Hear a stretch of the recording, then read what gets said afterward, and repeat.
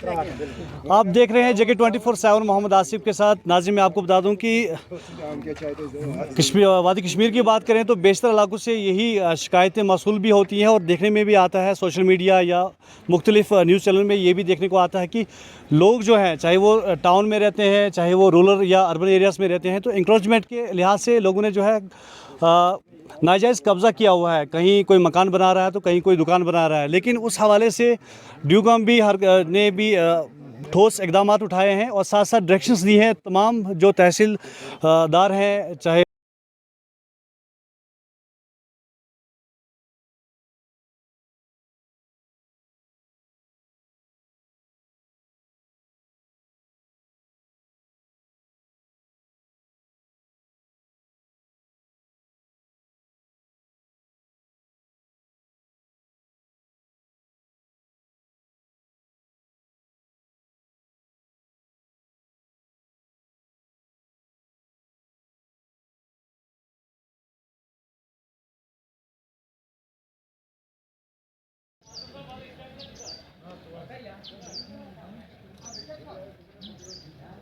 वहाँ उन्होंने कब्ज़ा किया है। उसके बाद जब उन्होंने उन लोगों को वहाँ सताने के बाद भी इनके ऊपर उन्होंने इनके ऊपर हमला किया और उसके बाद इसके जो मुलाजिम हैं वो ज़ख्मी के डिस्ट्रिक्ट्स में है, चाहे डिस्ट्रिक्ट के बाद जो एंटीज़ हैं उनको भी हदायत दी गई है कि आप जितना जहाँ पे भी इंक्रोचमेंट है उनको हटा लिया जाए विद नो टाइम। तो इस ज़मीन में तहसीलदार शोपियान ने भी एक कदम उठाया था और हीरपुरा जो कि डिस्ट्रिक्ट हेडक्वार्टर से तकरीबन 10-12 किलोमीटर की दूरी पे है, वहाँ पे इंक्रोचमेंट हुई है। बहुत इंक्रोचमेंट सुनने को आई है, लेकिन लोगों ने इलीगल कब्ज़ा किया है। उसी कब्ज़े को हटाने के लिए आज एडीसी शोपियान और उसके साथ एएसपी शोपियान, डीएसपी और तहसीलदार शोपियान के साथ साथ बाकी अमला इनका साथ था। जैसे ही स्पॉट पे गए तो इन पे जैसे रूटीन में होता है जब हमला करते हैं लोग, तो हमले में इनके काफ़ी एम्प्लॉय जो है वो ज़ख्मी हुए, इंजरीज हुई है, ज़ख्मी है, उनको हॉस्पिटल में ट्रीटमेंट के लिए लिया गया है। लेकिन मज़ीद जानकारी के लिए हमारे साथ तहसीलदार शोपियान फ़िदा हुसैन साहब हैं। इन्हीं से जानेंगे कि आखिर क्या मसला हुआ और कितनी इंक्रोचमेंट हुई है। सबसे पहले आपका खैर मकदम है जगह 24/7 में। जी। हमें बताइए सर, कितनी इंक्रोचमेंट हुई है और किस साइड में हुई है और किस तरह से लोगों ने आप पे हमला किया, आपकी टीम पे हमला किया? बहुत से एम्प्लॉय जो हैं अभी भी इंजर्ड हैं, हॉस्पिटल में भी ट्रीटमेंट के लिए भेजा गया है। इस हवाले से हमारे नाज़रीन को बताइए सर। एक्चुअली लोग वर्दी डिवीजनल कमिश्नर के पास गए थे कि इनको एक हॉस्पिटल बनाना था हीरपुरा में, तो लैंड अवेलेबल नहीं थी। तो इन्होंने कहा कि हमारे पास एक पैच है 452 सर्वे नंबर, वहाँ हम बना सकते हैं, लेकिन उसमें ऑन स्पॉट एनक्रोचमेंट हुआ था। तो ऑन द डायरेक्शन ऑफ वर्दी डिवीजनल कमिश्नर कश्मीर हम आज आए यहाँ पे, हमारे साथ म्यूनसिपलिटी भी थे और JK पुलिस भी थी। तो एनक्रोचमेंट को हमने आज हटाया यहाँ पे। इसमें कुछ 2-3 काउ शेड्स और 2-4 शेड्स भी हटाए और 1-2 शॉप्स भी हमने डिमोलिश की। तो ये जैसे आपको पता है कि जहाँ भी डिमोलिशन ड्राइव हम करते हैं लोग तो मज़ामत करते हैं, तो आज भी मज़ामत हुआ। लोग आए वुमेन फोक के साथ, लड़कियां थी, औरत थी, बच्चे थे, तो इन्होंने हम पे हमला किया, पत्थर भी, लाठियों से भी हमला किया, और जिसमें हमारे कुछ मुलाजिम ज़ख्मी हुए हैं। तो म्यूनसिपलिटी की मुलाजिम ज़ख्मी हैं, डोज़र JCB वो भी 2-3 उनको नुकसान पहुँचा, डैमेज हुए हैं। तो लेकिन हमने अपनी जो कार्रवाई वो जारी रखी और सक्सेसफुल हो गया हमने। जो सर इंक्रोचमेंट हुआ है, ये नया इंक्रोचमेंट है या कई सालों से इंक्रोच किया हुआ है? नहीं, कुछ तो नए हुए हैं लेकिन कुछ पुराने हैं। लेकिन चूंकि जो स्टेट लैंड है या कल्चरल लैंड है, इंक्रोचमेंट चाहे पुरानी हो या नई हो तो उसको हटाना ही है।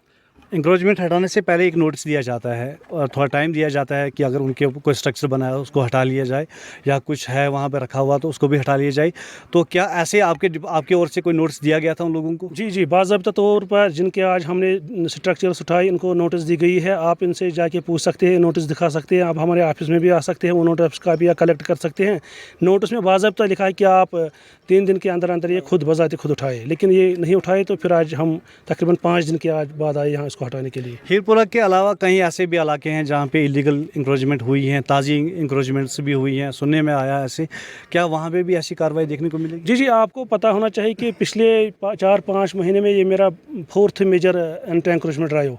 इससे पहले मैंने वुच्ची में भी तकरीबन 10-15 शॉप्स डिमोलिश किए हैं। उनमें बाज़ाब्ता तौर 10 आदमी के खिलाफ FIR भी लगा, क्योंकि उन्होंने फिर जब हमला किया था, फिर तहसील में भी आए थे हमला करने।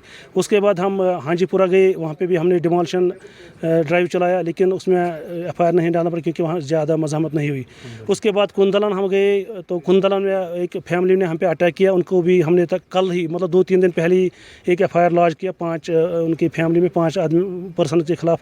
तो ये जारी रहती है ऐसी ही, मतलब हम करते आ रहे हैं और आइंदा भी करते रहेंगे फ्यूचर में। कहीं ऐसे इलाके से भी हमें कॉल मौसूल होती है, शिकायत मौसूल होती है कि जो इरिगेशन ड्रेन्स हैं या बाकी रोड्स हैं वो इंक्रोच की गई हैं, लेकिन ना उनको तहसीलदार साहब का कोई असर है, ना AD का, ना DC साहब का कोई उन पे कोई असर पहुंचता है।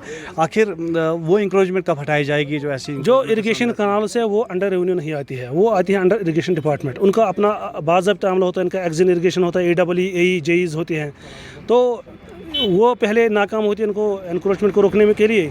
फिर भी जहाँ पर ऐसी किस्म की शिकायत आती है, हम कंसर्नड इरिगेशन डिपार्टमेंट से जाके पहले वो डिमार्केट करते हैं, फिर एक्शन करते हैं। लेकिन जब भी हमारे पास इरिगेशन आएगी, हम उनको मजिस्ट्रियल सपोर्ट दे सकते हैं। शुक्रिया बात करने के लिए। ये थे हमारे साथ फ़िदा हुसैन, जो कि तहसीलदार शोपियां है। इनका कहना है कि किस तरह से हमारा अमला वहाँ पे गया, उसके बाद हमला हुआ। हमले में इनके कई मुलाजिम जो है ज़ख्मी हुए और उनको नज़दीकी हॉस्पिटल में ट्रीटमेंट के लिए लिया गया। लेकिन इनका कहना है कि हमले में मस्तूरात ज़्यादा थी जिन्होंने हमारे एम्प्लॉयज़ पे हमला किया, और हम मस्तूरात के साथ टच नहीं कर सकते थे, जिसकी वजह से हमें हमारे एम्प्लॉयज़ को इंजरी हुई है। तो इनका साफ कहना है कि जहाँ पे भी इंक्रोचमेंट हुई है वह इंक्रोचमेंट हम हटाएँगे, लेकिन हम पीछे नहीं रहेंगे। और साथ साथ ये भी कहा गया कि हमने इनको नोटिस दिया था, बाज़ाब्ता 3-4 दिन पहले नोटिस दिया गया था कि यहाँ से जो है अपना बनाया स्ट्रक्चर बनाया हुआ है, इसको हटा लीजिए, लेकिन इन्होंने नहीं हटाया। तो आज जो है हम पूरे अमले के साथ, पुलिस के साथ जो है यहाँ पे आए थे इंक्रोचमेंट हटाने के लिए। तो इनने साफ तौर पे कहा कि जहाँ पे भी ऐसे इंक्रोचमेंट होंगे वो इंक्रोचमेंट हम हटाएंगे। JK 24/7 के लिए शोपियां से मोहम्मद आसिफ।